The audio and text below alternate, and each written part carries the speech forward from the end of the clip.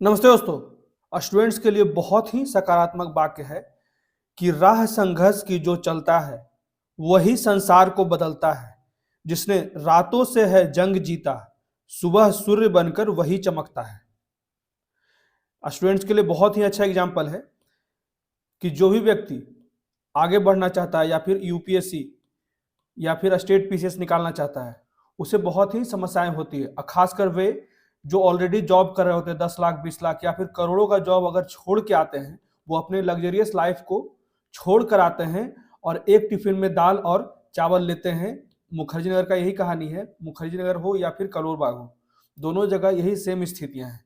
और एक कमरे में बंद रहना है, किसी से बातचीत भी नहीं करना है, बहुत कम टाइम को बर्बाद करना है। तो ये सारी चीजें जो है ना, एक बेहतर लक्ष्य को प्राप्त करने के लिए हर एक स्टूडेंट करता है। और जो ईमानदारी से इन लक्ष्यों के लिए संघर्ष करता है, उसी को लक्ष्य प्राप्त होता है। तो आइए शुरू करते हैं आज का डिस्कशन। आज का डेट है 14 दिसंबर 2023 और अभी हम डिस्कस करेंगे द हिंदू के कुछ इंपॉर्टेंट आर्टिकल्स हिंदी में। तो सबसे पहले एक लोकेशन हम लोग देखेंगे आज, ओ वैली। ओ वैली कहाँ है? तो ओ वैली जो है वो तमिलनाडु में है। ठीक है, इसी को कहा जाता है औचर लोनी वैली भी कहा जाता है। ठीक है, तो ये ध्यान रखिएगा, तमिलनाडु के नीलगिरी जिले के गुडलूर तालुका के एक नगर पंचायत के रूप में इसे जाना जाता है, जिसे ओ वैली कहा जाता है। इसकी एक और मुख्य बात है, ओ वैली जो है वो मुदुमलाई राष्ट्रीय उद्यान और न्यू अमरम्बलम आरक्षित वन दोनों के बीच में स्थित है। ठीक है, और ये जो है वनस्पति और जीव दोनों के लिए बहुत ही प्रसिद्ध है, ये दोनों राष्ट्रीय उद्यान हो या फिर आरक्षित वन हो। ठीक है, तो ये ध्यान रखिएगा, ओ वैली कहाँ है? तमिलनाडु में। अब बढ़ते हैं अगले आर्टिकल की तरफ। दो घुसपैठ आगंतुकों द्वारा स्मोक बम से हमला से लोकसभा में अफरा तफरी मच गई।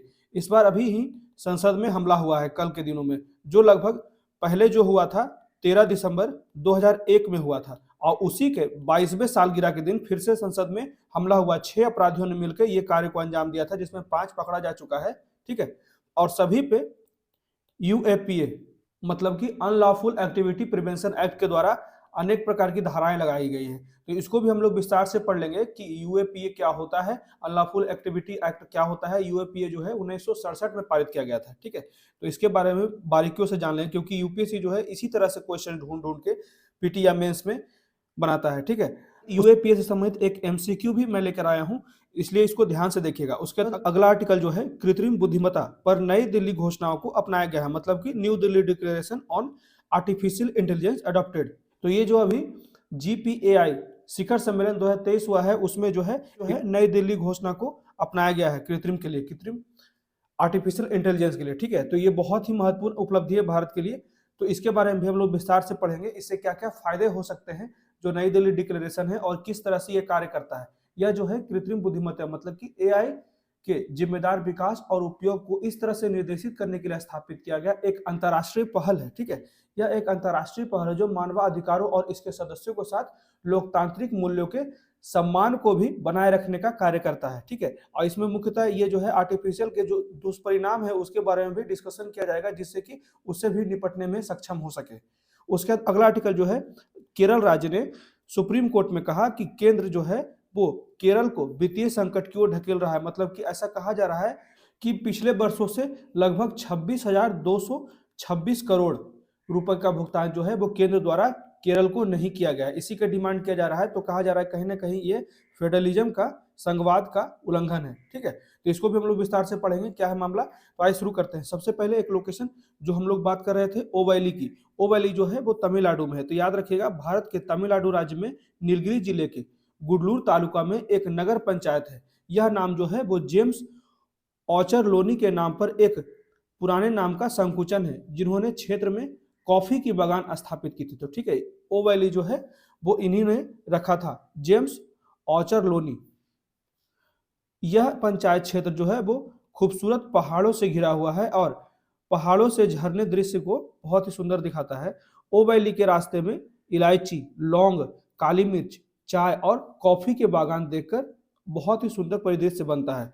और एक मुख्य बात यहाँ पे है कि मुदुमलाई राष्ट्रीय उद्यान और न्यू अमरम्बलम आरक्षित वन के बीच में यह स्थान जो है अपनी वनस्पतियों और जीवों के लिए बहुत ही महत्वपूर्ण स्थान है। तो याद रखिएगा, ओ वैली तमिलनाडु में है। उसके बाद बढ़ते हैं, इससे संबंधित एक क्वेश्चन देख लेते हैं। जैसे केरल की साइलेंट वैली में किस प्रकार का वन पाया जाता है? तो ऑप्शन ए मैंग्रोव वन, ऑप्शन बी पर्णपाती वन, ऑप्शन सी उष्णकटिबंधीय वर्षा वन, ऑप्शन डी तटीय या दलदली वन। क्या हो जाएगा इसका सही उत्तर? तो इसका सही उत्तर हो जाएगा सी, मतलब कि उष्णकटिबंधीय वर्षा वन। साइलेंट वैली जो है वो केरल के पलक्कड़ जिले में नीलगिरी पहाड़ी में एक उद्यान है, तो याद रखिएगा ये भी एक नेशनल पार्क है और इसमें उष्णकटिबंधीय वर्षा वन और नम पर्णपाती वन शामिल है। ठीक है, यहाँ पे उष्णकटिबंधीय वर्षा वन और नम पर्णपाती वन शामिल है। अब बढ़ते हैं अगले आर्टिकल की तरफ। कल जो है वो संसद में एक हमला कर दिया गया 6 व्यक्तियों के द्वारा। ठीक है, वहां पे एक स्मोक बम फेंका गया, जिससे कि देख सकते हैं यहाँ पे इस फिगर में भी कि ये पीला पीला धुआं चारों ओर फैल गया था, खासकर लोकसभा में। और यहाँ पे 6 व्यक्ति थे, जिसमें से 5 गिरफ्तार कर दिए जा चुके हैं और एक जो है अभी भी गिरफ्तार नहीं हुआ है। तो यहाँ पे इन 5 जो आरोपी हैं, 6 आरोपी हैं, उन पे यूएपीए एक्ट 1967 के द्वारा यहाँ पे इन पे धाराएं लगाई गई है। तो हम लोग इसलिए ये महत्वपूर्ण हो जाता है यूएपीए होता क्या है, और इसके बारे में भी विस्तार से पढ़ लेंगे। संसद की सुरक्षा में चूक। संसद में घुसपैठ करने के मामले में अब तक 5 आरोपियों की गिरफ्तारी की जा चुकी है, जबकि छठा अभी आरोपी का तलाश किया जा रहा है। सभी आरोपियों के खिलाफ यूएपीए के तहत केस दर्ज किया गया है और बुधवार को हुए इस घटना, मतलब कल का दिन बहुत ही खराब था। ऑलरेडी पहले ही 13 दिसंबर 2001 को ये घटना हो चुकी है और 22 वर्षों बाद फिर से संसद पे हमला हुआ, जबकि ये नया संसद बना है, दूसरे स्थान पे बना है, फिर भी यहाँ पे सुरक्षा में चूक हुई है। इसी की बात की जा रही है यहाँ पे।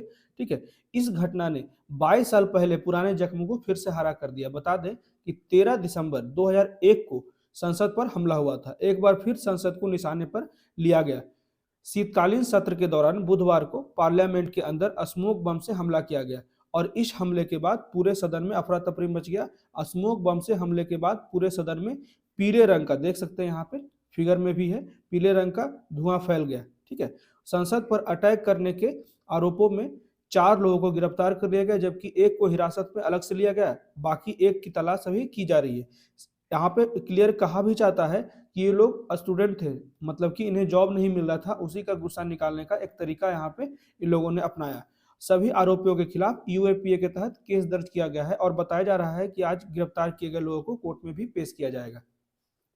तो सबसे महत्वपूर्ण ये हो जाता है कि यूएपीए होता क्या है। ठीक है, यूएपीए के बारे में हम लोग जान लेते हैं। यूएपीए जो होता है वो 1967 में पारित किया गया था। इसका उद्देश्य जो है वो भारत में गैर कानूनी गतिविधियों वाले संगठनों की प्रभावी रोकथाम करना है। गैर कानूनी गतिविधि से तात्पर्य है किसी भी व्यक्ति या संघ द्वारा भारत की क्षेत्रीय अखंडता और संप्रभुता को बाधित करने के इरादे से की गई किसी भी कार्रवाई के विरुद्ध ये जो है एक्ट लागू होता है। ठीक है, अधिनियम जो है वो केंद्र सरकार को पूर्ण शक्ति प्रदान करता है, जिसके माध्यम से यदि केंद्र किसी भी गतिविधि को गैर कानूनी मानता है तो वह आधिकारिक राजपत्र के माध्यम से यूएपीए घोषित किया जा सकता है। इसमें सर्वोच्च सजा के रूप में मृत्युदंड और आजीवन कारावास का प्रावधान है। यूएपीए के तहत भारतीय और विदेशी दोनों नागरिकों पर आरोप लगाया जा सकता है। यह अपराधियों पर समान रूप से लागू होता है। भले ही अपराध भारत के बाहर किसी विदेशी भूमि पर भी किया गया हो, तभी भी ये यूएपीए लगाया जा सकता है। यूएपीए के तहत जांच एजेंसी गिरफ्तारी के बाद अधिकतम 180 दिनों में आरोप पत्र दायर कर सकती है और अदालत को सूचित करने के बाद अवधि को आगे बढ़ाया जा सकता है। ठीक है, तो ये है पूरा का पूरा यूएपीए की मुख्य बातें क्या क्या है। ठीक है, इसमें आगे कहा जाता है कि 2004 के संशोधन में यूएपीए जो एक्ट बनाया गया 1967 में, उसी में आगे 2004 में संशोधन करके कुछ चीजों को ऐड किया गया, जिसमें आतंकवादी गतिविधियों के लिए संगठन पर प्रतिबंध लगाने के लिए अपराधों की सूची में आतंकवादी अधिनियम को जोड़ा गया, जिसके तहत 34 संगठनों पर प्रतिबंध लगाया गया था। 2004 तक गैर कानूनी गतिविधियों में क्षेत्र के अलगाव और कब्जे से संबंधित कार्रवाई भी शामिल थी। अगस्त में संसद ने अधिनियम में प्रदान किए गए कुछ आधारों पर व्यक्तियों को आतंकवादी के रूप में नामित करने के लिए गैर कानूनी गतिविधियां संशोधन अधिनियम 2019 को मंजूरी दे दी। ठीक है, उसके बाद अधिनियम जो है राष्ट्रीय जांच एजेंसी एनआईए के महानिदेशक को उक्त एजेंसी द्वारा मामले की जांच किए जाने पर, यहाँ पे ये भी देख सकते हैं कि एनआईए द्वारा अगर मामला कोई जांच कर रहा है किसी व्यक्ति पे यूएपीए लगाया गया है तो उस पे उसका संपत्ति भी जब्त किया जा सकता है या कुर्की का भी आदेश दिया जा सकता है। यह अधिनियम एनआईए के इंस्पेक्टर या उससे ऊपर के रैंक के अधिकारियों को या फिर राज्य में डीएसपी या एसपी या उससे ऊपर के रैंक के अधिकारी द्वारा किए गए आतंकवाद के मामले के अलावा आतंकवाद के मामलों की जांच करने का अधिकार है। तो ये याद रखिए कौन कौन सा व्यक्ति, इंस्पेक्टर से ऊपर ही कोई भी व्यक्ति इसका जांच कर सकता है। तो इसी संबंध क्वेश्चन डिस्कस कर लेते हैं। गैर कानूनी गतिविधियां, उसी को यूएपीए कहा जाता है। इसी को अनलॉफुल एक्टिविटी प्रिवेंशन एक्ट द्वारा कहा जाता है। 1967 के क्या क्या प्रावधान है, इसी संबंध एक क्वेश्चन है।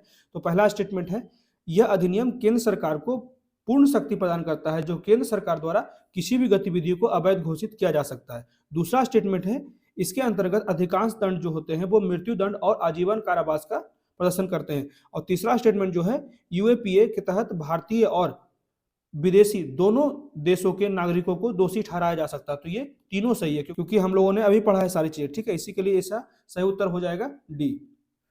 अब बढ़ते हैं अगले आर्टिकल की तरफ। इसमें कहा जाता है new Delhi declaration on artificial intelligence adopted, मतलब कि कृत्रिम बुद्धिमत्ता पर नई दिल्ली घोषणा को अपनाया गया है। तो इसी समय चीजों को हम लोग पढ़ लेते हैं। जीपीएआई मतलब कि global partnership on artificial intelligence सम्मेलन 2023 में कहा गया कि नई दिल्ली घोषणा एआई संसाधनों तक समान रूप से पहुंचाने पर जोर दिया जा रहा है। Global partnership on artificial intelligence, उसी को कहा जाता है जीपीएआई। 29 सदस्य देशों के गठबंधन ने सर्वसम्मति से इस नई दिल्ली घोषणा को अपना लिया है। घोषणा में एआई सिस्टम के विकास और तैनाती से उत्पन्न होने वाले जोखिम को भी कम करने पे बात की जा रही है और एआई के नवाचार, ठीक है, अपडेशन के लिए महत्वपूर्ण संसाधनों तक समान पहुंच को बढ़ावा देने की आवश्यकता पर भी जोर दिया जा रहा है।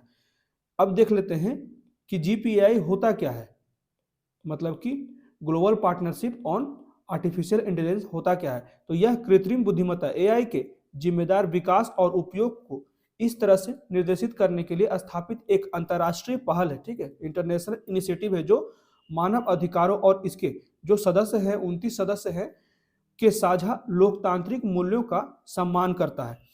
तो इस साझेदारी जो पार्टनरशिप हुई है में पहली बार जो था कनाडा और फ्रांस द्वारा 2018 में 44वें G7 शिखर सम्मेलन में प्रस्तावित किया गया जीपीएआई का कॉन्सेप्ट। इसी की शुरुआत यहां से किया गया और आधिकारिक तौर पर 2020 में जीपीआई लॉन्च किया गया। 15 सदस्यों से यह शुरुआत हुआ था जीपीआई का और आज जो है वो 29 सदस्य देशों का गठबंधन हो चुका है। इसमें भारत, संयुक्त राज्य America, UK, France, Japan, Canada आदि देश शामिल हैं। चीन एक प्रमुख तकनीकी महाशक्ति होते हुए भी इस बहुपक्षीय समूह का हिस्सा नहीं है। तो याद रखेगा चीन हिस्सा नहीं है। जीपीएआई की मेजबानी जो है वो आर्थिक सहयोग और विकास संगठन मतलब कि ओईसीडी द्वारा किया जाता है। तो ये भी याद रखिएगा, एक तो चीन इसका हिस्सा नहीं है, इसका मेंबर नहीं है, और जीपीएआई का जो मेजबानी जो किया जाता है ओईसीडी के द्वारा किया जाता है, ठीक है। अब इसके उद्देश्य क्या क्या है, जीपीआई का उद्देश्य क्या क्या है। तो यह एक बहुहितधारक पहल है जिसका उद्देश्य एआई से संबंधित प्राथमिकताओं पर अत्याधुनिक अनुसंधान और व्यवहारिक गतिविधियों का समर्थन करके एआई पर सिद्धांत और व्यवहार के बीच जो गैप है उसको कम करने के लिए शुरू किया गया है। यह अंतर्राष्ट्रीय सहयोग को बढ़ावा के लिए विज्ञान, उद्योग, नागरिक समाज, सरकार, अंतर्राष्ट्रीय संगठन और शिक्षा जगत से जुड़े अनेक प्रकार के बुद्धिमत्ताओं और विशेषज्ञों को एकजुट करके एक प्लेटफॉर्म पे लाने का प्रयास करता है जीपीएआई, ठीक है। यहाँ पे देख सकते हैं आर्टिफिशियल इंटेलिजेंस होता क्या है, कैसे प्रिडिक्ट करते हैं, मशीन लर्निंग क्या होता है, स्पीच क्या होता है, विजन क्या होता है, उसके बाद लैंग्वेज प्रोसेसिंग क्या होता है, एक्सपर्ट सिस्टम क्या होता है, प्लानिंग ऑप्टिमाइजेशन क्या होता है, रोबोटिक्स क्या होता है, ठीक है। ये सारी चीजें उपयोग होती है एक एआई के दिमाग को बनाने के लिए। अब देख लेते हैं कि न्यू दिल्ली डिक्लेरेशन होता क्या है, नई दिल्ली घोषणा क्या है। यह नवाचार और स्वास्थ्य सेवाएं, कृषि आदि में अनुप्रयोग बनाने के लिए साझेदार देशों के बीच सहयोगी एआई बनाने के मामले में जीपीआई को एआई के भविष्य के आकार देने में सबसे आगे और केंद्र के रूप में रखने का वादा करता है। सभी जीपीआई सदस्य इस बात पर भी सहमत हुए थे कि समूह जो है वो एआई शासन के भविष्य, जो एआई का जो खतरा उमड़ रहा है भविष्य में, उस भविष्य को आकार देने के साथ साथ इसे सुरक्षित और विश्वसनीय बनाने के लिए वैश्विक स्तर पर बातचीत का नेतृत्व करेंगे। जीपीआई एक समावेशी आंदोलन होगा जो वैश्विक दक्षिण के देशों को शामिल करके सभी लोगों को एआई और उसके प्लेटफॉर्म और समाधान के लाभ उपलब्ध कराने का भी ध्यान केंद्रित करेगा। समान विचारधारा वाले देशों को यह सुनिश्चित करने के लिए तेजी से आगे बढ़ाएगा कि जब अगले साल कोरिया में सभी जीपीआई देशों की बैठक होगी, तब एआई के आसपास सभी देशों के साथ निश्चित विस्तृत नियमों का उल्लेख किया जाएगा। जीपीआई को अब और अधिक विस्तृत होना होगा और नियमों की रूपरेखा को परिभाषित करना होगा, जो परिभाषित करेगा कि उपयोगकर्ता जो है वो एआई के साथ किस तरह से बातचीत करे और किस हद तक एआई का हम लोग अपने जीवन में उपयोग कर सकते हैं और किस तरह से हमें ये ज्यादा प्रभावित नहीं करेगा। ठीक है, एआई जो है वो ज्यादा प्रभावित नहीं करेगा। इसमें आगे कहा जाता है, घोषणा में नए अवसरों का दोहन करने और एआई के विकास और तैनाती से उत्पन्न होने वाले अनेक प्रकार के जोखिम पे भी विचार करने की आवश्यकता है। तो इस तरह के जोखिम जो है एआई के द्वारा हो सकते हैं उत्पन्न, जैसे कि गलत सूचना और दुष्प्रचार को लेकर चिंताएं हैं एआई के द्वारा। उसके बाद बेरोजगारी बढ़ रही है, एआई का ज्यादा से ज्यादा निर्माण होने से जितने भी उसे संबंधित कार्य हैं वहां पे लोग बेरोजगार हो रहे हैं, क्योंकि लोग मशीन का उपयोग ज्यादा करना चाहते हैं। उसके बाद पारदर्शिता की कमी हो जाएगी, निष्पक्षता का अभाव रहेगा, बौद्धिक संपदा और व्यक्तिगत डेटा सुरक्षा का भी एक चिंता बना हुआ है जब से एआई का ज्यादा से ज्यादा उपयोग होने लगा है। मानवाधिकार और लोकतांत्रिक मूल्यों पर भी खतरा उमड़ रहा है एआई से।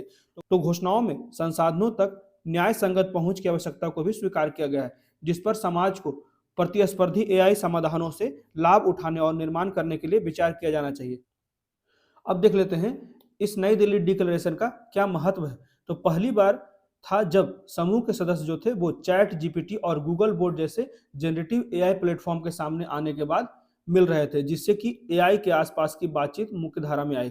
तो जीपीआई सदस्य कृषि क्षेत्र में एआई के नवाचार को बढ़ावा देने के लिए विषयगत प्राथमिकता के रूप में समर्थन देने पर भी सहमत हुए हैं। भारत जो है वो एआई नवाचार में कृषि को प्राथमिकता वाले क्षेत्रों के रूप में शामिल करने पर जोर दे रहा है। उत्पादकता और उत्पादन बढ़ाने वाली लचीली कृषि पद्धतियों को लागू करने की भी आवश्यकता है।